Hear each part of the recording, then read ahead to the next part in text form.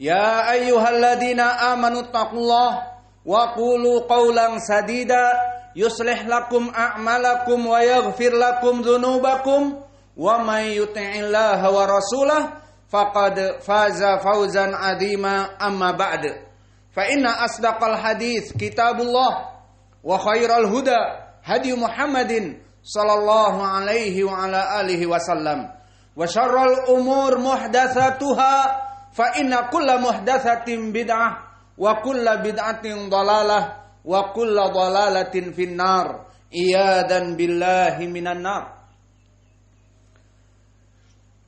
Saudara-saudara yang hadir di Masjid Imam Muqbil Al-Wadi'i di Darmasraya, Sumatera Barat untuk menghadiri salat Jumat, maka ketahuilah barakallahu fikum, semoga Allah memberikan barakah kepada kalian, bahwa sungguhnya as-sa'adah qabla al-akhirah, kehidupan happiness, kehidupan di dunia yang bahagia, minar rizq wa rif'ah wa tamkin, dari rizki yang banyak, dari nama-nama baik yang ditinggikan oleh Allah, dari reputasi yang baik di dunia, dan juga at-tamkin, Allah memberikan keadaan jaya raya di muka bumi ini, maka kenikmatan yang kami sebutkan tadi adalah cita-cita seluruh manusia dan jin. Maka semua orang, baik yang muslim ataupun yang kafir, menginginkan as-sa'adah qabla al-akhirah, menginginkan happiness, kebaikan, dengan kekayaan, dengan reputasi hidup yang baik namanya di muka bumi ini, dan dijamin kekayaannya jaya raya oleh Allah. Semua muslim dan kafir mencita-citakan perkara ini. Namun bedanya, di sana seorang kafir mendambakan happiness, kebahagiaan dunia sebelum akhirah ini, maka mereka mengambil jalan yang halal dan jalan yang haram. Maka perdagangan mereka untuk mengumpulkan pundi-pundi emas mereka dan mencapai titik puncak dari haid enough, dari kenikmatan yang puncak, maka mereka tidak peduli dengan kesyirikan, tidak peduli dengan kekufuran, tidak peduli dengan perkara-perkara yang diharamkan oleh Allah. Maka usaha mereka mulai dari penipuan, mulai dari menjual perkara yang diharamkan, seperti bisa jadi rokok, bisa jadi kokain, dan juga bahkan masuk kepada perkara riba yang diharamkan di Al-Quran dan Sunnah. Maka orang-orang kafir tidak peduli dengan sumber rizkinya dari mana dia dapat. Yang penting bisa happiness, yang penting oke, yang penting sugih, yang penting mempunyai harta banyak, kata bahasa Jawanya. Adapun seorang yang muslim mukmin, maka mereka mendambakan, mencita-citakan dari rizq, harta yang melimpah, warifah, nama baik di dunia, watamkin, dan kejayaan yang abadi di dunia. Namun dengan cara-cara sesuai rules, undang-undang yang dihalalkan oleh Allah. Maka kaum muslimin melaksanakan jual beli, melaksanakan kontrak, melaksanakan perkara-perkara untuk mengumpulkan pundi-pundi emasnya untuk kebahagiaan di dunia ini, namun di bawah rules undang-undang Al-Quran dan Sunnah sesuai pemahaman as-salafus saleh, sehingga usaha-usaha mereka tidak ada masuk kepada perkara-perkara yang haram. Maka ini sesuai dengan hadis yang diriwayatkan oleh Imam Muslim dari Abi Hurairah Berkata Rasulullah sallallahu alaihi wa ala alihi wasallam, "Ad-dunya sijnul mu'min wa jannatul kafir." Bahwa dunia ini adalah penjara bagi kaum muslimin. Dipenjara kaum muslimin dengan perkara-perkara yang haram, perkara-perkara kesyirikan, kekufuran, kebid'ahan. Janganlah jual beli kamu dengan perkara-perkara yang haram. Allah berfirman, ahalallahu al-bai'a wa harrama riba. Maka Allah menghalalkan seluruh jual beli kecuali riba. Maka kaum muslimin tidak masuk kepada perkara-perkara riba. Baik meminjamkan uang kepada temannya, kepada manusia, tidak mengambil untung. Ataupun bahkan dia tidak meminjam ke bank untuk disembelih dari belakang dengan membayar riba setiap bulannya. Dan ini masuk kepada laknah seperti di hadis yang diriwayatkan oleh Imam Muslim dari Jabir bin Abdullah. La'ana Rasulullah sallallahu alaihi wa ala alihi wasallam akilu riba wa maukilah wa katibain wa syahidain. Maknanya bahwa Nabi melaknat orang-orang yang masuk dalam jual beli kepada riba. Dilaknat orang-orang yang meminjamkan uang kepada manusia dengan riba seperti para bankir. Dan dilaknat juga orang yang meminjam kebutuhannya dari bank riba. Meminjam uang untuk membeli mobil, meminjam uang untuk membeli ladang agar ditanami sawit dan mendapatkan uang nanti diangsur. Atau perkara-perkara yang lainnya, maka itu perkara yang diharamkan dan dilaknat. Bahkan the teller di bank itu ada penulis yang membuat kontrak antara bankir dengan para nasabah. Dan juga zaman dulu ada syahid, maknanya ada saksi, bahwa orang yang meminjam di bank ini mempunyai saksi bahwa dia mempunyai tanah, dia mempunyai properti rumah, dia mempunyai properti kendaraan mewah dan sebagainya. Maka semuanya terlaknat. Baik para saksi, baik para teller yang mencatat transaksi, baik orang yang meminjam dan baik yang lintah darat meminjamkan uang seakan-akan pahlawan padahal dia menggorok dari belakang. Berapa banyak kaum muslimin yang tadinya pas-pasan menjadi fakir. Dan berapa banyak bahkan yang jutawan, miliuner, berspekulasi meminjam uang miliaran untuk usahanya. Namun setelah itu bangkrut, terutama di zaman sekarang ada pandemi COVID-19. Maka bangkrutlah usahanya karena riba. Maka happiness, as-sa'adah diidam-idamkan oleh seluruh manusia dan jin. Namun kaum muslimin dibatasi dengan rules, undang-undang halal dan haram. Maka oleh sebab itu disebutkan di hadis yang kami sebutkan tadi, ad-dunya jannatul kafir wa sijnul mu'min. Bahwa dunia ini adalah penjara bagi kaum mukminin. Di saat dia ingin berbuat bisnis, maka dia harus memperhatikan bisnis saya masuk kepada riba atau tidak, atau menjual perkara-perkara yang haram apa tidak. Maka jika kita melihat kepada warung, yang warung ini sederhana, namun sayang, di iklannya Marlboro, di iklannya Dunhill, maka perkara ini haram untuk dibeli dan menjual. Karena Allah berfirman, wala ta'awanu 'alal itsmi wal udwan. Allah melarang seseorang untuk saling bekerja sama dalam keburukan. Dan begitupun dari perkara-perkara yang lainnya, kaum mukminin melihat mana yang halal dan mana yang haram, maka dia menjauhi bisnisnya dari yang halal dan yang haram. Adapun kufar disebutkan di dalam hadis, wa jannatul kafir. Maka dunia ini surganya bagi orang-orang kafir. Maka mereka tidak melihat ini riba atau tidak. Tidak melihat kokain itu haram atau tidak. tidak melihat prostitution haram, perzinaan atau tidak.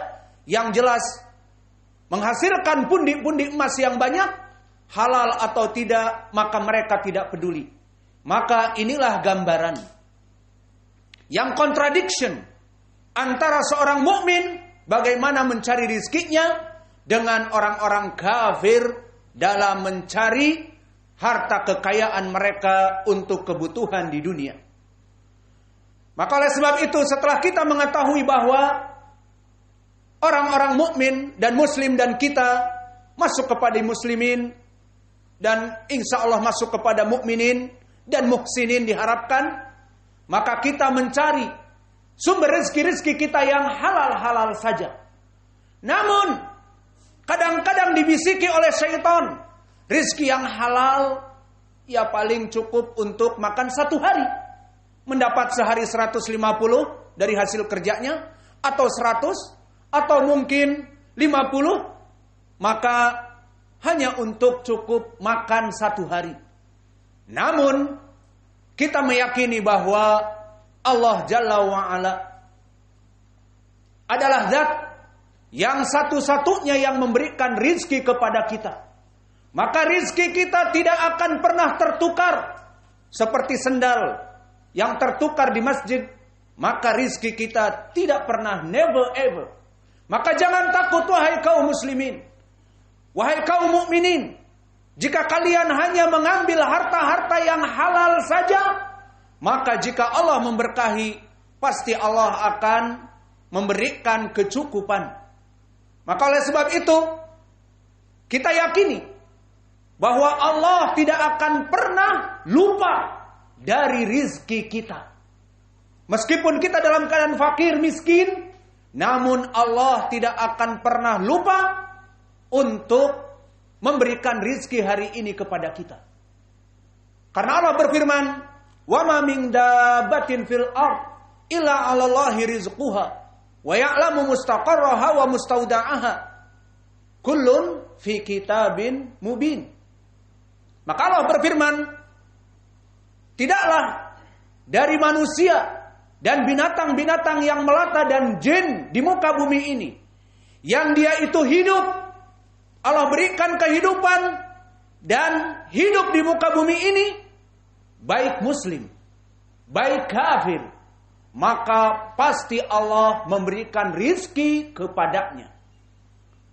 Maka Allah mengetahui dari mana sumber rizkinya, dan di mana dibelanjakan, dan di mana disimpan dari simpanan uang-uangnya. Allah mengetahuinya.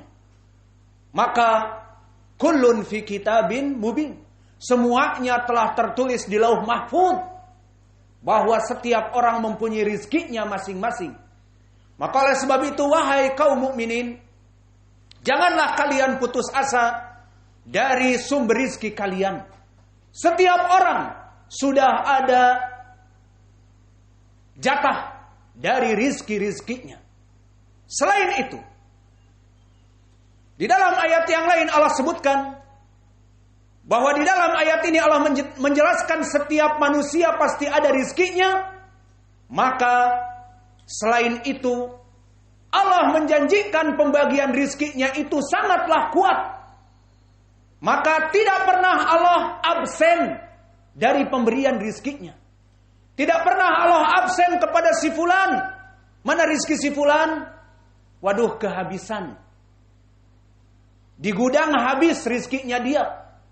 Dibagi-bagikan kepada seluruh manusia dan jin dan binatang. Never ever. Maka Allah maha kuat pemberian rizkinya. Seperti di dalam surat Az-Zariyat, Innallaha huwa razzaq dzul quwwatil matin. Bahwa sungguhnya Allah itu Ar-Razzaq, menamai dirinya dari nama Allah, dan sifatnya juga yang mulia, Ar-Razzaq. Allah maha pemberi rizki. Dan disebutkan sifat pemberian rizkinya Dzul Quwwatil Matin. Pemberian rizki Allah itu sangatlah kuat. Maka orang-orang yang hidup di zaman sekarang saja, dia dijamin untuk diberi makan beserta anak-anaknya.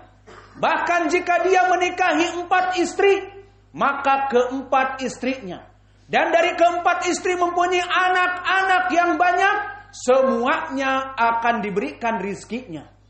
Ini dari satu orang, dari kepala keluarga. Bagaimana dengan tetangganya? Dan bagaimana dengan orang-orang yang hidup di warganya, rukun warga, dan di kecamatannya, dan seterusnya. Maka Allah menjanjikan Dzul Quwwatil Matin. Allah tidak pernah absen. Allah tidak pernah bangkrut. Suatu hari kehabisan dari pemberian rezeki kepada hambanya, tidak. Maka dari pendalilan yang kami sebutkan di dalam ayat Al-Quran dan di dalam hadis-hadis yang kami sebutkan ini, maka penyebab ar-rizq wa rif'ah wa tamkin itu banyak sekali jalannya. Maka penyebab min asbabi rizq wa rif'ah wa tamkin itu adalah perkara yang sangat banyak sekali. Terutama di antaranya adalah ketakwaan kepada Allah. Seperti Allah berfirman, "Wa man yattaqillah yaj'al lahu makhraja wa yarzuqhu min haitsu la yahtasib." Maka barang siapa dari orang-orang yang bertakwa, maka dari ketakwaannya, dan definisi takwa disebutkan oleh para ulama seperti Syekhul Islam Ibnu Taimiyah dan muridnya Ibnu Qayyim, adalah melaksanakan ketaatan kepada Allah dan menjauhi larangannya. Maka jika seseorang melaksanakan ketakwaan seperti sholat berjamaah, seperti menuntut ilmu, seperti melaksanakan kewajiban-kewajiban ataupun sunnah-sunnahnya, dan menjauhi seluruh larangan, baik yang haram ataupun yang dimakruhkan, maka itu adalah orang-orang yang bertakwa. Menjauhi perkara-perkara yang haram, maka itu adalah orang-orang yang bertakwa. Balasannya apa? Wa man yattaqillah yaj'al lahu makhraja. Barang siapa yang bertakwa kepada Allah, dia taat beribadah dan menjauhi larangan, Allah memberikan rizki kepadanya. Wa yarzuqhu min haitsu la yahtasib. Allah memberikan solve problem bagi kehidupannya. Jika dia berhutang, akan Allah bayar hutangnya. Jika dia hidup fakir miskin, Allah akan menjayakan kehidupannya. Dan diberikan rizki yang tidak pernah diduga-duga. Di mana dia menghitung dari sumber modalnya, maka dia akan untung dengan jual beli pada kesempatan hari ini misalnya 1 juta.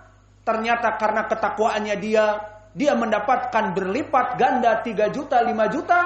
Padahal modalnya sedikit dan dia hitung dengan matematiknya akan mendapatkan 1 juta. Ternyata mendapatkan rizki yang min haitsu la yahtasib. Dari perkara-perkara yang tidak pernah dia duga. Dari mana? Dari ketakwaan kepada Allah. Maka di sana banyak sekali sebab-sebab dari penyebab rizq, warif'ah, wa tamkin fil ard. Dan ini hanya sekedar contoh. Astagfirullah wa atubu ilaih. Fastaghfiruh innallaha ghafurun rahim. Alhamdulillah. Wassalatu wassalamu ala Rasulillah wa ala alihi wa sahbihi wa man walah. Wa ashhadu an la ilaha illallah wahdahu la syarikalah wa ashhadu anna Muhammadan abduhu wa rasuluh. Amma ba'du. Ketahuilah ya ibadallah, setelah di khutbah yang pertama kita mengetahui bahwa Allah telah berjanji untuk memberikan rizki kepada seluruh yang hidup di muka bumi ini. Wa ma min dabatin fil ard illa 'alallah rizquha wa ya'lamu mustaqarraha wa mustauda'aha.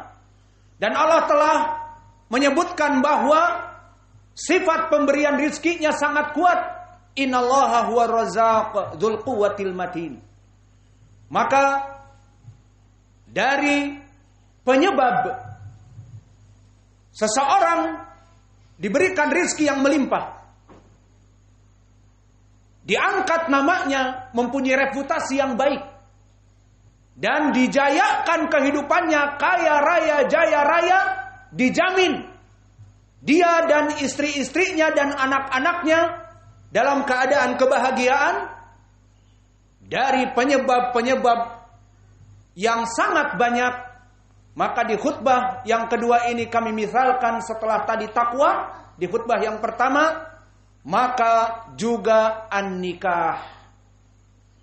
Maka an-nikah, barakallahu fikum, az-zawaj min asbabi rizq wa rif'ah wa tamkin.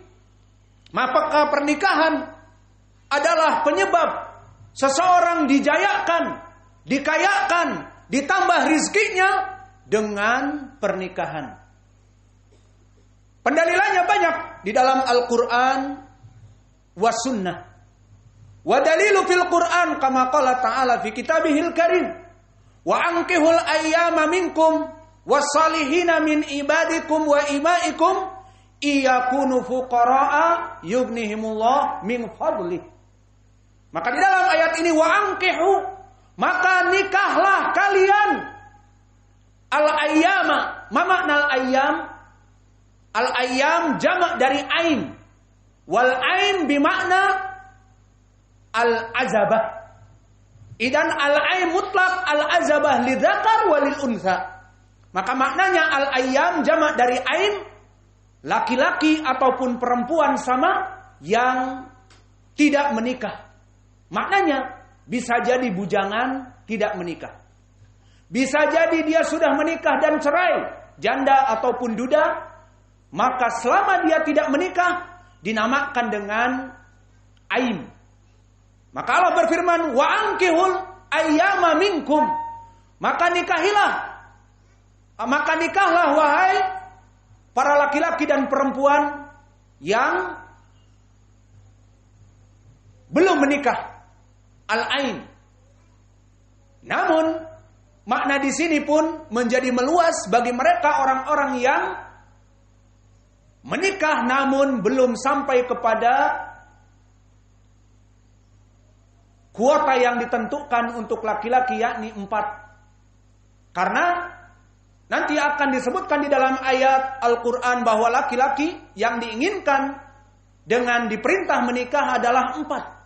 Maka di sini masuk kepada pemahaman wa ankihul ayyama minkum ay al-aim lidzakar wal untha la zaujun lahum au lirajulin muzawwij walakin hunaka mutabaki minan nisab mutazawwij salasah fabaqiya wahidah masalan fahakada aidha yadkhul fi hadhihi al-ayah.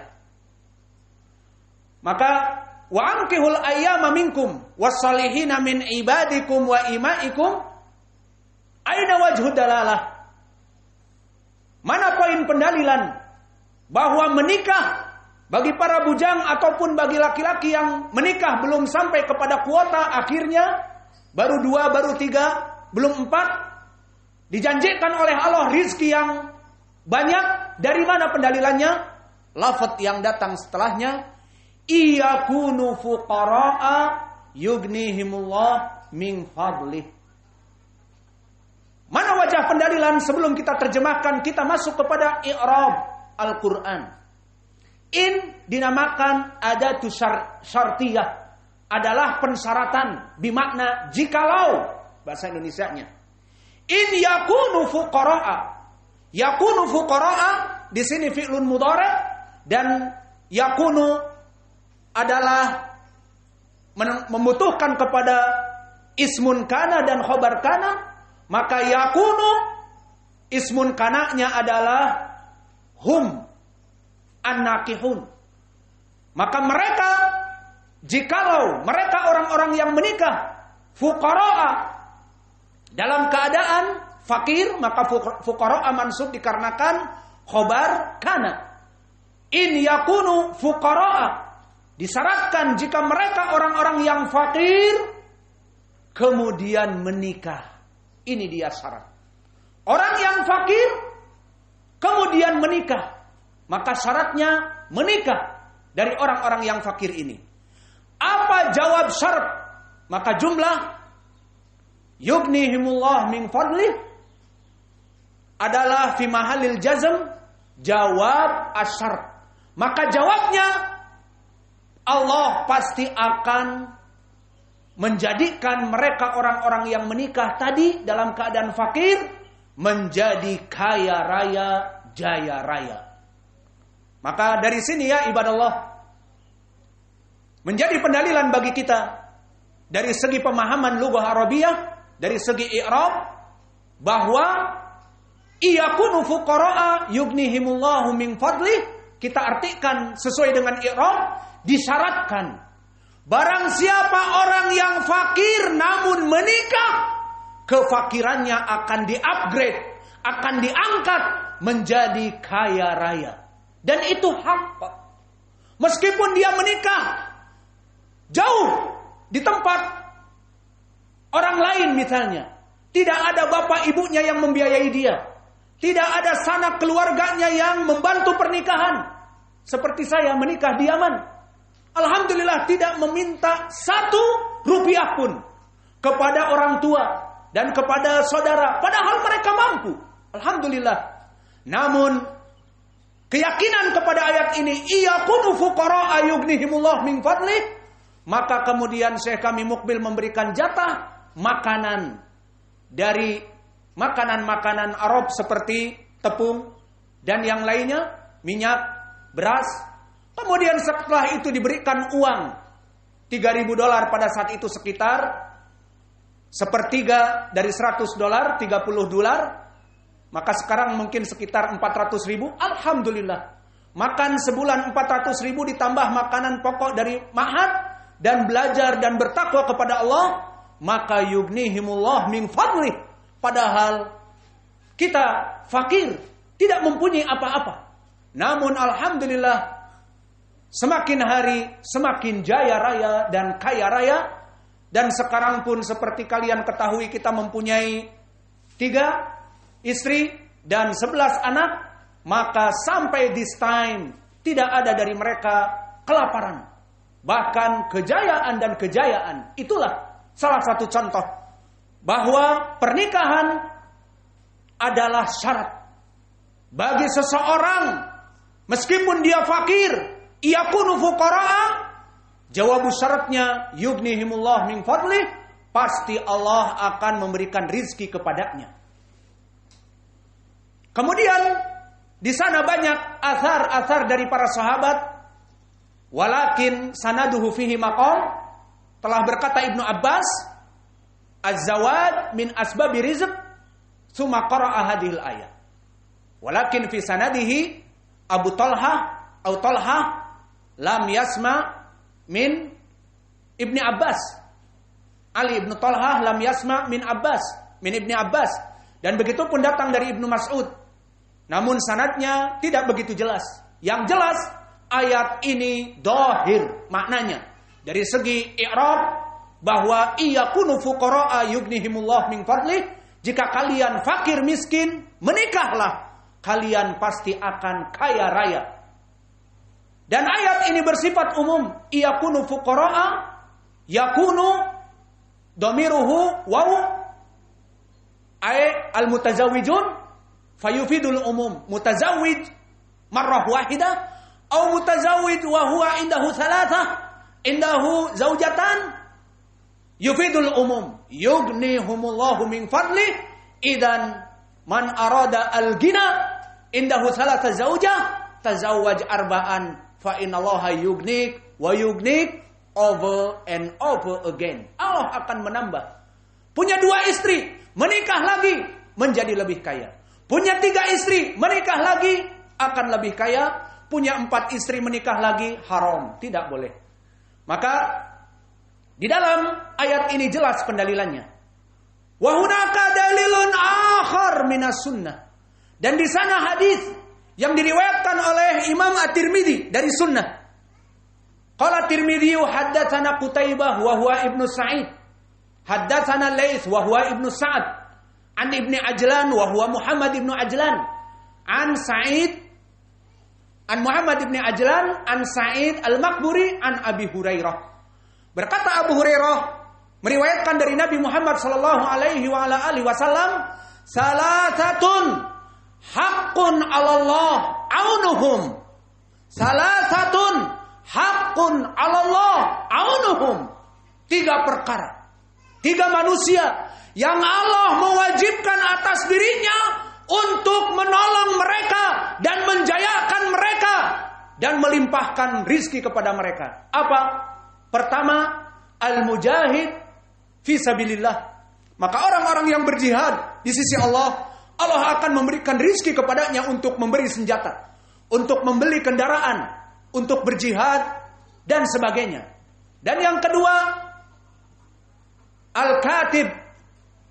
Maknanya para budak belian yang ingin bebas dan disepakati oleh tuannya, jika kamu membayar demikian-demikian juta, kamu bebas. Maka itu dibantu oleh Allah agar dia bebas. Dan yang ketiga, an-nakih lil afaf au an-nakih li ta'affuf. Orang yang menikah dikarenakan menjaga dirinya dari perbuatan dosa. Maka wajah pendalilannya di sini jelas. Salah 3 manusia yang pasti Allah akan membantu mereka. Pertama, orang yang berperang di jalan Allah, Allah mudahkan urusannya mendapatkan perkara-perkara untuk berjihad. Dan orang yang menjadi budak dan sekarang tidak ada, Allah mudahkan untuk membebaskan dirinya. Dan yang ketiga, seorang yang menikah, an-nakih, seorang yang menikah, maka Allah akan memudahkan rizkinya menjadi jaya raya dan kaya raya. Maka hadis ini mahaluk. Bagaimana kedudukannya? Maka hadis ini diriwayatkan selain Imam At-Tirmidzi adalah dari Nasa'i wa Ibnu Majah, Abdur Razzaq juga di Musannafnya dan Imam Ahmad. Semua sanadnya bertumpu kepada Muhammad ibnu Ajlan an Sa'id al-Maqburi an Abi Hurairah. An Abi Hurairah. Maka hada sanad saduq hasanul hadis karena Ibnu Ajlan saduq hasanul hadis. Maka dari hadis yang hasan ini, aina wajhu dalalah an-nakih lit ta'affuf. Maka orang yang ketiga, orang-orang yang menikah, yang menginginkan menjaga dirinya dari dosa, Allah pasti akan menjayakannya, memberikan rizki kepadanya. Wa dalilu huna faidah. Jika ditanyakan kepada kita, apakah untuk para jomblo saja yang tidak mempunyai istri yang dibantu di sini, atau juga orang-orang yang berpoligami yang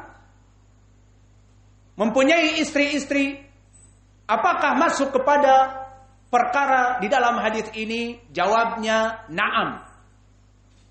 Idan lafdun nakih yufidul umum, lianna kalimat an-nakih dakhala alif lam an-nakih. Alif lam tusama alif lam al-istighraqiyah. Wa fi ilmi al-usul alif lam al-istighraqiyah yufidul umum.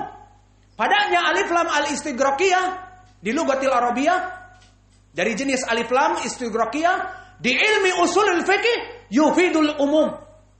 Memberikan makna umum, ay an-nakih huna an-nakih awal zawad minal azaba yankihu au min haula at-ta'addud az-zawjiyah. Indahu zawjah, salata zawjah, fa arada an yukammila al-kursi ila arba'ah likay ma yasqut, fa idan dakhala ila hadzal hadits aidan. Wan nakih yuridul afaf. Maka orang-orang yang menikah, yang menginginkan ta'affuf kepada Allah, maka masuk kepadanya orang-orang yang jomblo dan orang-orang yang poligami selama belum mencapai kepada 4 istri. Karena apa? Karena al-khitab fil Quran fi suratin Nisa, faqul rijal ana adunnu qad hafidhahum, yaqulu ta'ala fi kitabihil karim fankihu ma taba lakum minan nisa matsna wa thulatha wa ruba'. Maka nikahilah dari perempuan-perempuan yang engkau sukai, dari makhluk ciptaan Allah yang engkau sukai. dari Arab yang cantik-cantik, dari Bandung yang cantik juga, atau dari orang Awak dan yang lainnya, semuanya halal. Nikahilah perempuan-perempuan yang 4. Masna wa thulatha wa ruba'. Namun jika kamu tidak mampu, fa in lam takun ta'dilu fawahidah. Cukup dengan 1. Maka khitab dari Al-Qur'an, nikahi 2, 3, 4. Itu asal dari perintah. Kemudian datang ilah. Ilah itu adalah yang memalingkan dari menikah 4. Memalingkan dari poligami. Fa in lam takun ta'dilu. Jika kamu tidak mampu untuk berbuat adil, punya 1, ingin nambah 2 namun tidak adil, awas. Jangan berbuat kedzaliman kepada anak orang. Muslimah, haram hukumnya. Maka cukup 1. Jika tidak mampu adil, cukup 1. Maka ayat ini jelas bahwa perintah kita menikah sampai kepada 4, begitupun di dalam hadis tadi. Wa nakih yuridul afaf.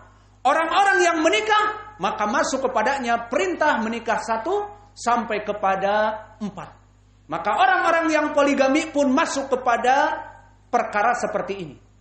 Dan pendalilan yang lain selain dari ayat Al-Quran yang menjelaskan an-nakih yuridul afaf, masuk kepadanya orang-orang poligami, yadkhul at-ta'addud fi zaujat, kadzalika fil athar.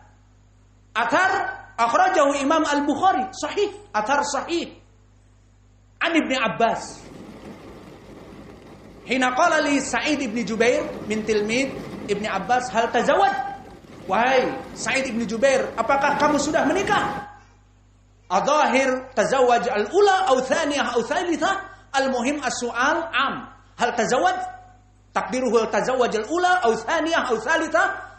Menikah pertama atau kedua atau ketiga? Dikatakan oleh Sa'id ibn Jubair, la, belum ya Ibnu Abbas. Tazawwad fa inna khaira hadhil ummah aktsaruha nisaan. Aktsaruha nisaan. Maka nikahlah 1 ataupun 4 istri, wahai Sa'id ibn Jubair, karena sebaik-baiknya laki-laki pada umat Islam ini yang paling banyak istrinya. Yang paling banyak istrinya. Maka orang-orang yang poligami jelas lebih banyak dari kewajibannya daripada orang-orang yang monogami. Maka dia lebih baik karena dia bisa mendidik 4 istrinya. Dia bisa memberikan hidayah, memberikan makan, sedekah. Di sini 1 orang istri, di sini 4 istri. Jelas mempunyai pahala yang lebih besar. Dan anak-anaknya mereka menjadi orang-orang yang soleh. Hasil dari pernikahan yang banyak. Alhasil dari pendalilan Al-Quran tadi, fankihu ma taba lakum minan nisa masna wa thulatha wa ruba', dan hadis dan athar Ibnu Abbas wa huwa sahih fi sahih Al-Bukhari menjadi pendalilan. Al-murad bin nakih, yang diinginkan dengan an-nakih bi alif lam al-istighraqiyah, yufidul umum, sehingga hadis Abi Hurairah yang terdahulu, mereka orang-orang yang menikah untuk ta'affuf masuk kepada menikah dari jomblo yang pertama kepada orang-orang yang menikah dari orang-orang yang poligami, maka wajib bagi Allah untuk membantu mereka. Maka dari sini ya ibadah Allah, kembali kepada judul permasalahan kita, min asbabi rizq wa rif'ah wa tamkin, dari penyebab sa'adah, penyebab happiness di dunia, di mana Allah memberikan rizki yang melimpah, Allah memberikan reputasi nama baik kita yang baik, dan juga kejayaan, kekayaan, jaya raya di dunia ini, maka di antaranya adalah dengan menikah. Maka bagi para jomblo yang belum menikah, menikahlah. Yughnihumullah min fadli. Dan bagi para pengurus, bapak-bapak yang ada di depan kita ataupun yang di mana-mana, sudah menikah 1, maka ingin lebih kaya raya, menikah yang kedua, yang ketiga, yang keempat. Dan gambarannya banyak.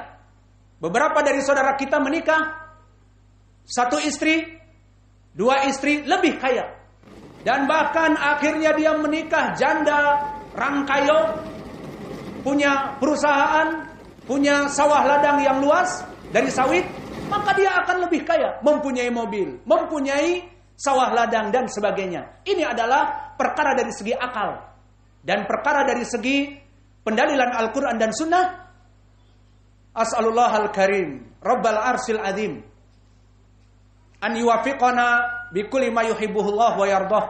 Kita meminta kepada Allah agar Allah menjadikan kita diberikan taufik dari apa-apa yang Allah cintai dari ibadah-ibadah kita. Fa as'alullah al-karim Rabbal arsil azim an yurziqana rizqan halalan thayyiban wa ilman nafi'an wa amalan mutaqabbala. Kita minta kepada Allah agar memberikan rizki kepada kita dari harta-harta yang halal yang berlimpah. Qulu amin. Dan juga ilmu yang bermanfaat, yang semakin banyak ilmu semakin takut kepada Allah, bukan malah sombong. Dan yang ketiga, amalan mutaqabbala. Amal-amal yang engkau terima wahai Allah, karena berapa dari manusia mengamalkan amalan-amalan puasa sunnah siang dan salat malam, salat berjamaah, namun tidak diterima karena tidak ada ikhlas dan jauh dari sunnah. Maka terimalah amalan-amalan kami wahai Allah. Dan terakhir kita doakan untuk pemimpin negeri kita dan untuk seluruh kaum muslimin. Allahumma mahfad biladana bilad Indonesia wal Yaman. Maka wahai Allah, jagalah negara Indonesia dan negara Yaman. Allahumma hdi wulata amrina. Wahai Allah, berikanlah hidayah kepada pemimpin-pemimpin negeri kami. Manhaj Ahlus Sunnah mendoakan pemimpin negerinya agar kita ini bukan pemberontak. Kita bukan mencari kesalahan mereka dan menyebarkannya di media sosial, bahkan mencela presiden di media sosial, tidak. Maka wahai Allah, berikanlah petunjuk kepada presiden kami Pak Jokowi dan para stafnya, karena kebaikan mereka, kebaikan kami juga. NKRI akan jaya raya dikarenakan Allah membimbing mereka kepada jalan yang benar. Maka Allah jauhkan kita dari fitnah al-khawarij, seperti mereka, orang-orang yang mencela pemerintah, seperti yang sekarang dipenjara di Polda Jabar. Maka jauhkanlah Indonesia dari orang-orang tipe seperti mereka.